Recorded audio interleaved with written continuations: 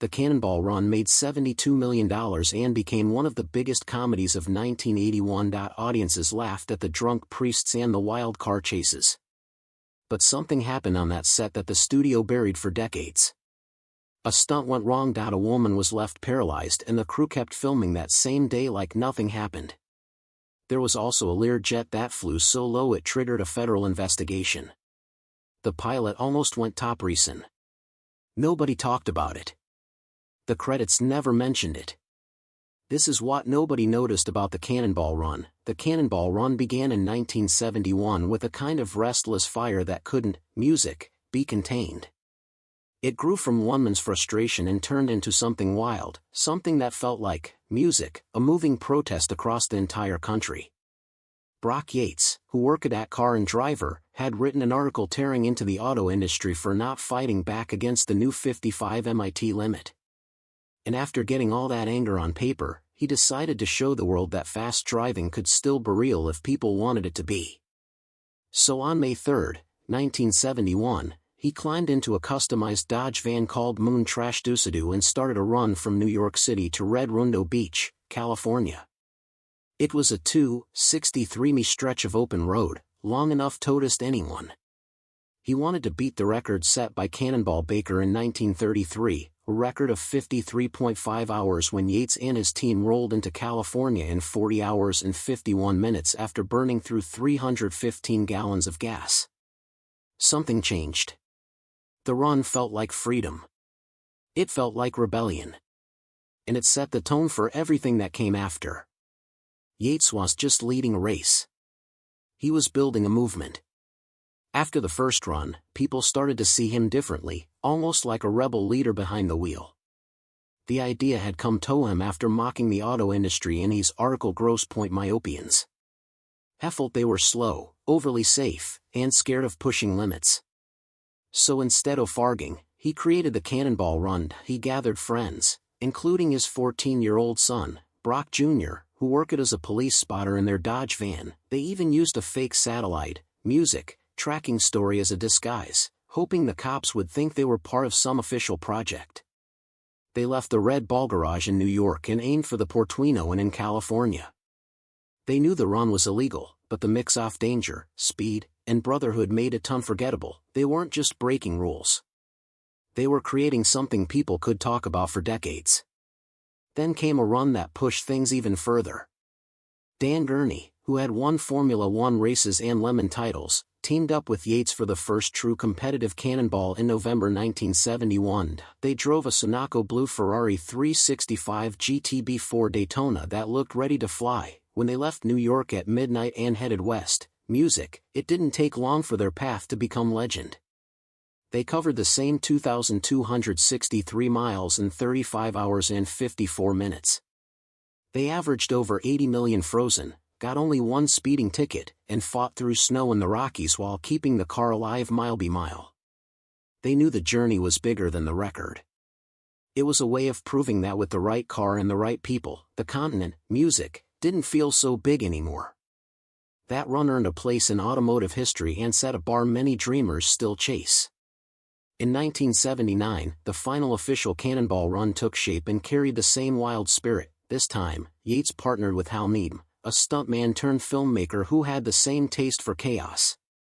They used a real Dodge ambulance fitted with a roaring 440 engine and fake Michigan plates. Their cover story was almost theatrical. They pretended to be rushing to sick senator's wife across the country, but the plan collapsed when the ambulance broke down in Palm Springs. They pushed on anyway, turning every mistake into a memory. The run felt like the end of an era, but also like a finals park.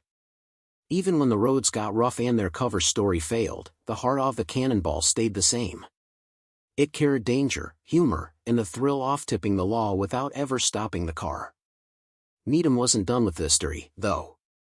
While his own Cannonball attempt was still fresh in his mind, he pitched it to Warner Brothers. The studio said yes, and in 1981, the movie Cannonball Run hit the world. Burt Reynolds and Roger Moore led the cast, surrounded by stunt-filled scenes and characters who felt larger than life. The movie wasn't a serious protest anymore. It was a comedy soaked in speed and mischief. It earned over $72 million and became big enough to earn a sequel. People love the energy, the chaos, and the feeling that somewhere inside the jokes lived a real story born on American highways. And the cast they gathered for the film made it even bigger. The set felt like a melting pot of stars, athletes, and comedians all thrown into one fast-moving project. There was Burt Reynolds, Roger Moore, Farrah Fawcett, Dean Martin, Sammy Davis Jr., Jackie Chan, Terry Bradshaw, Mel Tillis, and even Brock Yates himself playing the race organizer. Production became confusing at times because actors showed up only when their scenes were scheduled, creating a patchwork of moments that somehow worked on screen. A tragic accident involving stuntman Bobby Bass left stuntwoman Heidi Von Beltz paralyzed, adding a dark shadow to the film's legacy. Still, the movie pulled in $72 million in the United States and $160 million worldwide. It was messy, chaotic, and unforgettable. For Burt Reynolds, the movie was more like a paid vacation. He made $5 million for the role, a huge amount then. He didn't bother reading much of the script. He mainly did it for Nem, who promised he would only work 14 days. Reynolds even joked that it felt almost immoral to take the money. The film made a fortune and became one of his biggest films of that year, even though he never considered it one of his best. Dean Martin and Sammy Davis Jr. brought their own kind of storm. They played fake priests racing across the country, and the connection they shared in real life spilled over into their scenes. They often arrived on set already drunk, scribbling jokes on music, napkins and turning simple lines into wild moments. It became Martin's last major acting role before his retirement, and his scenes with Davis felt like small snapshots of their friendship.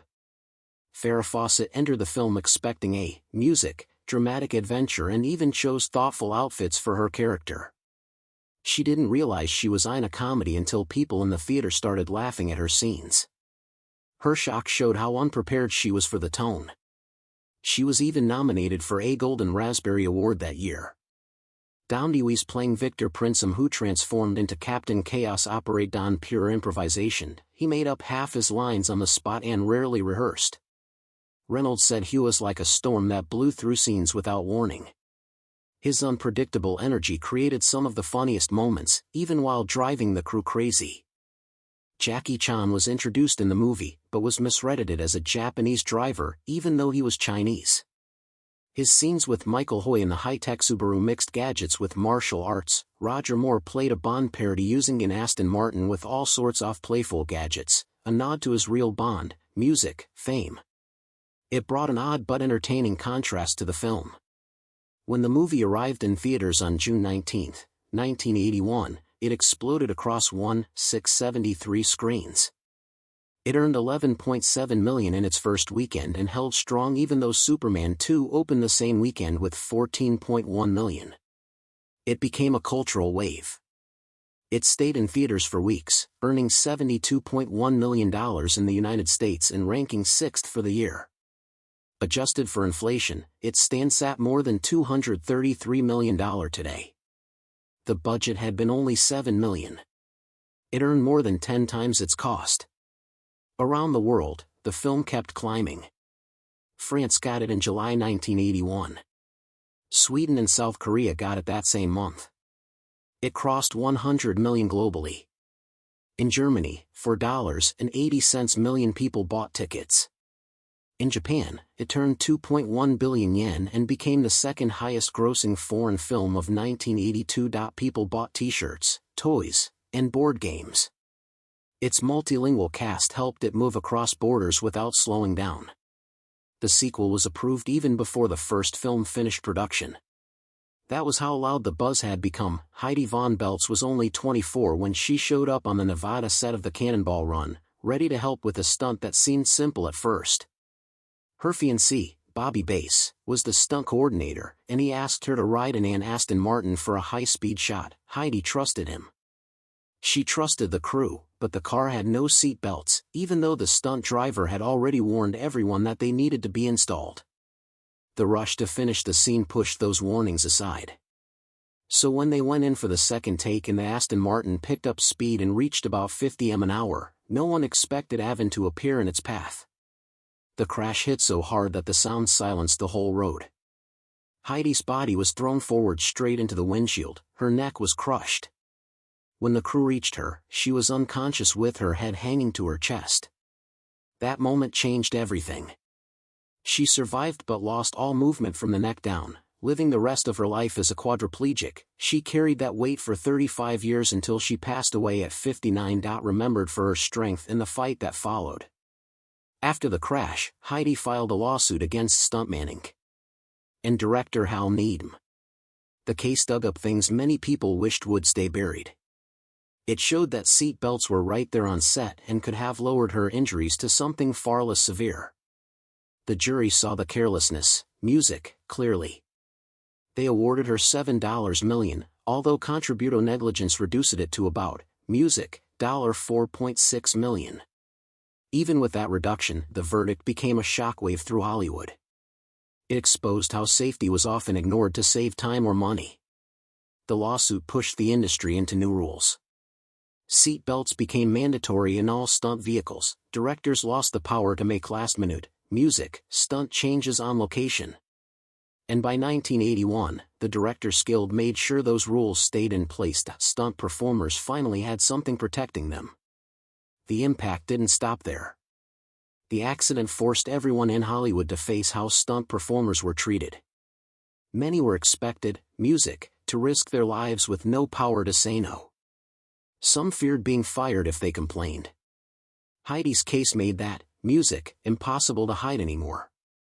It also crushed the people closest to her. Bobby Bass felt the weight of what happened. Hal Needham called it a wake-up call. Yet the show went on. Filming continued that same day, even though one of their own had been critically injured. The coldness of that moment still shocks people who hear it.